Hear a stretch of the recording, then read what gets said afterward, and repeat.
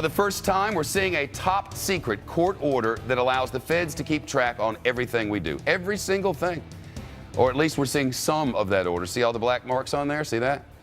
You can see how they redacted a lot of it. They tend to do such things. But the document does state that the feds must have, quote, reasonable suspicion that the records they collect would help protect against terrorism. It's that specific. The Director of National Intelligence, James Clapper, declassified that document ahead of a congressional hearing today, along with 2 other reports, which lay out how the government keeps tabs on nearly every single one of us. Today on Capitol Hill, the Deputy Attorney General strongly defended that secret surveillance court. The 11 judges on the FISA court are far from a rubber stamp.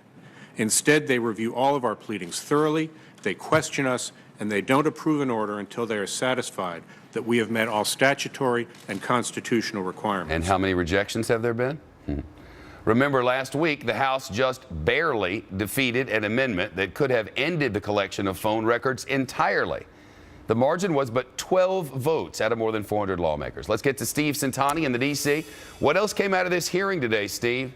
Well, Shep, basically we saw the increasing momentum behind those efforts to crack down on the NSA over its secret surveillance programs. Edward Snowden was able to walk away from an NSA facility with huge amounts of secret data, uncovering a massive government surveillance program of phone records and internet use. Along with the push for reform, there was astonishment today that nobody at the NSA has been called to task for that breach of security. Has anybody been asked to resign or offered to resign because of this failure? No one has offered to resign. Everyone is working hard to understand what happened and to put in place the necessary mechanisms. How soon will we know who screwed up? I think that we'll know over weeks and months precisely what happened and who should then be held accountable, and we will hold them accountable. There are calls from both sides of the aisle for greater accountability and transparency at the NSA, Shep. And you're learning more, it's my understanding, about the classified documents.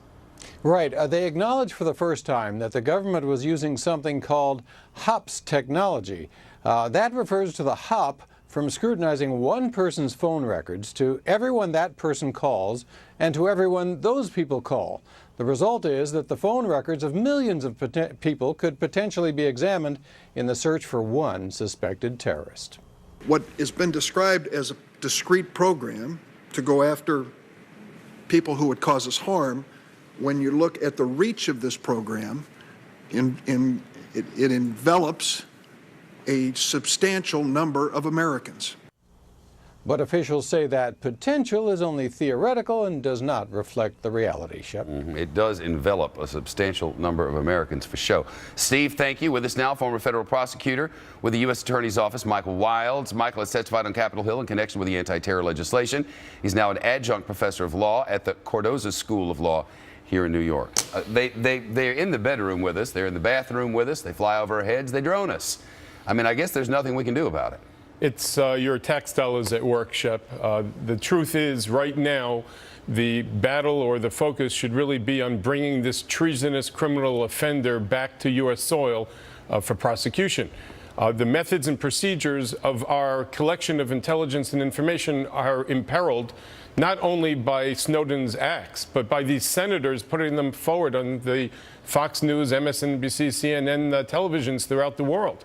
Right now, what the government did by giving these information out today, even with all of the redactions, they've imperiled us further, in my opinion, because they're showing our methods and procedures of collection of intelligence. That's what the government always says anytime somebody explains to the people. This government, by the way, we empower that government.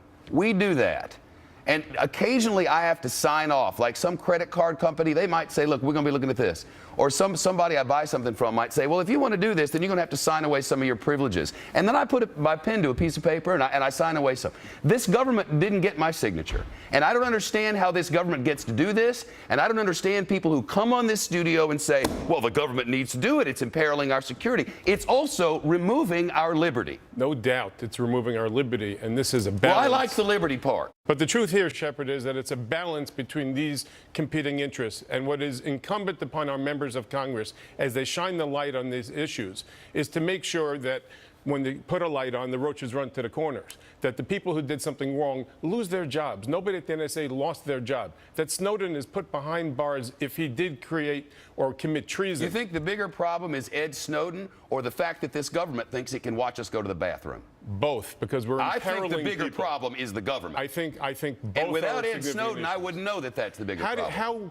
How do we look in the international theater right now when Russia is giving asylum to somebody where we're normally the place for political asylum? I don't know. If we had, you could make the argument that if we hadn't run roughshod over the Constitution here, that it wouldn't have had to come to this.